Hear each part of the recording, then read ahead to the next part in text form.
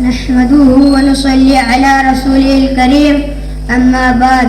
صدر محترم، مہمانان خصوصی، اساتذہ حضرات اور میرے پیارے دوستوں، السلام علیکم ورحمۃ اللہ وبرکاتہ.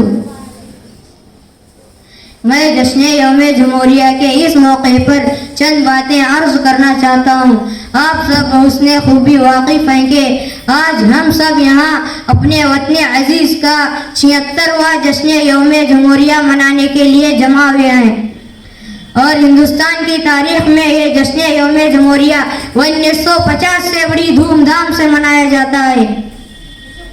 سامعین حضرات، ہمارے ملک کو آزاد کرانے کے لیے خصوصاً علماء اور عموماً تمام مذہب کے لوگوں نے بہت جد و جہدی کی، اور 15 اگست 1947 کو ہمارا ملک آزاد ہو گیا.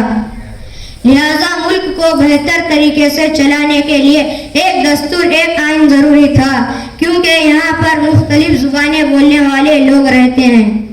لہذا ہمارے مسلمان رہنماؤں کی قیادت اور ڈاکٹر بھیم راؤ امبیڈکر کی صدارت میں 2 سال 11 مہینے 18 دن میں ہمارے ملک کا آئین بن کر تیار ہوا، اور 26 جنوری 1950 میں اسے ہمارے ملک میں نافذ کیا گیا. اس لیے ہم سب اس تقریب کا اہتمام کرتے ہیں، اور ہمارے اسلاف کو جنہوں نے وطن عزیز کی خاطر اپنے جانوں کا نذرانہ پیش کیا، تن من دھن سب کچھ قربان کر دیا، ان کی یاد میں گیت اور تقریریں وغیرہ پیش کرتے ہیں. حاضرین جلسہ، لہذا ہمارا فرض بنتا ہے کہ ہم ان تمام کی قربانیوں کو ضائع نہ کریں، بلکہ ہمارا ملک ہندوستان کو فسادات، جرائم، رشوت خوری، دہشت وغیرہ سے پاک و صاف رکھیں. اور ہم عہد کریں کہ اپنے آپ کو اس مقام تک لے جائیں گے جہاں فرد کی ترقی کے ساتھ ساتھ ہمارے ملک کا نام بھی روشن ہو. 26 جنوری تھی وہ 1950، جمہوریت کی ہم نے رکھی تھی اساس. تب سے ہر ایک سال مناتے ہیں شان سے، جمہوریت کے گیت سناتے ہیں شان سے.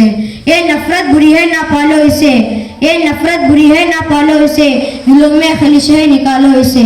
نہ تیرا نہ میرا نہ اس کا نہ اس کا، نہ تیرا نہ میرا نہ اس کا نہ اس کا، یہ سب کا وطن ہے بچا لو اسے. وآخر دعوانا ان الحمد للہ رب العالمین. السلام علیکم.